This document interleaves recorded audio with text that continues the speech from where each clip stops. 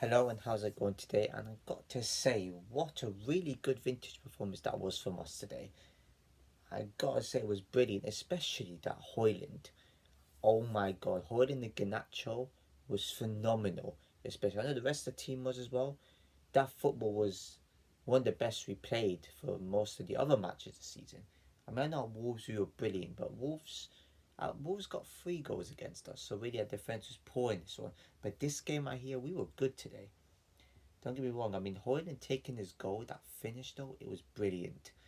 He's become a really good player for us. I told everybody, I don't think anybody actually disliked him. There's no United fan actually dislikes this Hoyland person. And if any other United fans thinks otherwise, they can really get their head tested because that he was sensational, especially the way he took it. But don't get me wrong. In the first half, West Ham were dominant.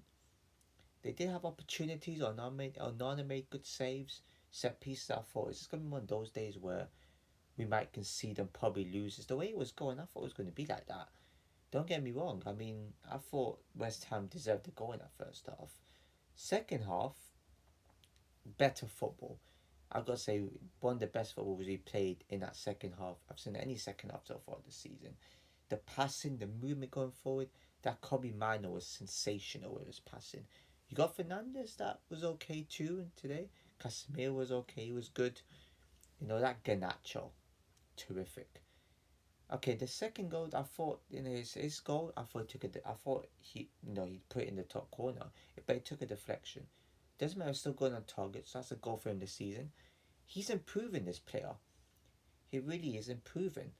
And then you got, and then he scored the third goal, which was a good finish. I mean, it was brilliant. We just tore West Ham open that second half. Every time we went forward, I was getting excited. I was like, go on, pass it, go and pass it again, go forward a bit more. And we weren't lucky to not get another goal or two, but we were more clinical. That was the difference. It's that celebration I saw with Kobe, Alejandro, and was it Rasmus? It was like a generational picture. Someone should keep that photo. I guarantee that photo will be kept. And in the next 10, 20 years' time, they'll do the exact same pose when they're older. Just brilliant, I've got to say, absolutely sensational. That's the future right there. Ten Hag, keep these players, and whoever comes in, if he doesn't last the next season, Ten Hag, keep these players. These players are crucial. They've been fantastic for us this season. I think Ganacho's got like 5 goals in the league this season or something. This hasn't he? 4, something like that. Isn't too bad for a reserve player like him. Rasmus will get more. I find he'll probably get 10 goals probably at the end, or maybe even 8, which isn't a bad start for his debut, to be honest. He'll get some confidence from that. Now, I've got to admit that, to be honest. Rashford is always good. Was a little bit sloppy, I think final third we could have, you know, I feel like we should be doing like, have a bit of common sense and pass it a bit more properly. I think we're hesitant. If our players know what to do in those positions and they're not hesitant and they make the right decisions, we could be more deadly in front of goals, scoring more goals. That's the only issue I felt with this team has. A bit shaky in the back, especially. Especially that Maguire. Oh my god, he went back to his old ways. That was poorly defended. There was a moment where Jared Bowen went for a goal. Was it what 2-0 down? 2-0 up we were. Or was it just 1-0? I think it was probably 2-0 or something like that. I can't remember. Maguire misjudged the header and Jared Bowen went for a goal. I was like, here we go. But Dallo came in. What a remarkable defender he has been for us this season. He went in and made a sensational block. Because I don't think another would have saved the shot. And then Maguire did it again, but this time it got defended. So that was the only downside for us there, was that defending was a little bit sloppy in the first half. We gave Onana helped us just a bit though. But West Ham didn't create too much as I thought they would have. I thought they made it more difficult. And the fact that they had to shoot from far, West Ham were awful. I mean, I don't know where that first half went for them, but the second half for them was just literally awful. Like, yeah, there was a bit shaky. I thought they were going to create opportunity, but I thought it was just, I was just laying back, sitting there. I was live on TikTok as well. Just in case none of you knew that. I don't know how many of you had TikTok. I'm pretty sure a lot of you do. I was live yesterday watching the whole match fully. And yeah, it was brilliant watch at the same time. First time I had over an hour, but sensational match. I mean, from start to finish, I think it was a really comfortable performance. I would call this performance neat, if you want to put it that way. And yeah, there's not much negatives to say about this match, to be honest, apart from like could have been a bit more confident at the back. But it's exactly what needs to be done. But we got Villa away next. Oh boy. Yes, that should be fun. Villa. I fear for us in that game. I think Villa will beat us. I think, but it just shows we got goals in us. Was it 7 goals in 2 matches? I'll take it. To us, I mean, we've been scoring that. It shows we got goals, to be honest, in this team. Wolves, we were disappointed to concede 3, but Wolves away was a more of a tougher opponent for us. Because look at what Wolves did at Chelsea today. I mean, yesterday. Look at what they did. They went to Chelsea and won 4-2.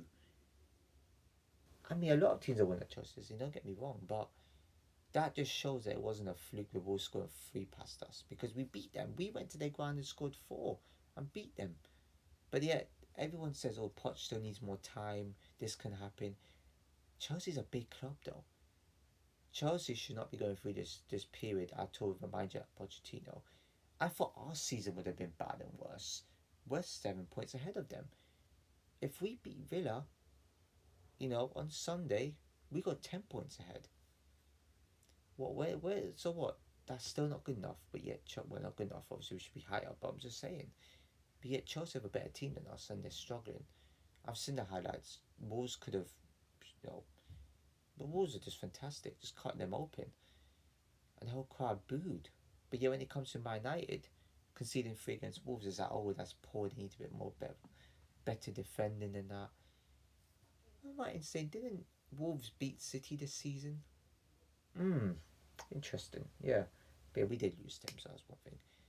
I gotta say though, that match at Newcastle versus Luton, oh my god, match of the season, sensational performance. Especially when Luton went 4-2 up. I didn't think they were going to score at all. Hats off to them. I think I'm going to Newcastle getting 4. Not many teams can go and get 4 there. Hats off to them. That's a good memory for them, isn't it? Burnley getting probably what could be a crucial point against Fulham from 2-0 down. I think they'll take that. You got Tottenham joining Everton, which doesn't make good reading for their top 4.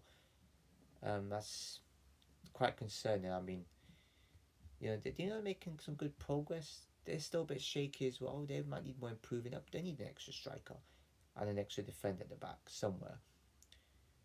But it's good. Also, could be a good result for Everton. I don't know in the long run. Sheffield United versus Villa. I've got to say Villa are brutal. I mean, Newcastle, Sheffield United just keep losing. I've got to say though, Villa, that's an easy win though. I mean, everyone beats Sheffield United. I'm just shocked how we didn't get more than 2 goals there. But that makes good reason for Villa's top 4. Then you got Arsenal versus Liverpool. Oh, I enjoy that. Let me tell you something. The silent killers weren't being silent and deadly there, were they?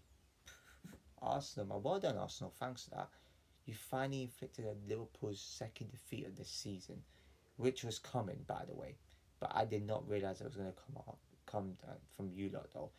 So hats off. I've been putting you lot down for ages now.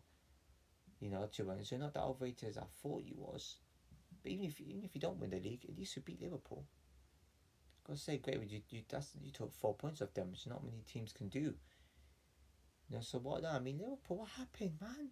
Van Dijk, the best defender in the world, better than Vidic. What happened? You know what? You got to mess with your best goalkeeper in the world. Wow, absolutely. Wow, I gotta say, it was classical right there. You didn't really produce anything in that game, apart from the odd shot here in the second half.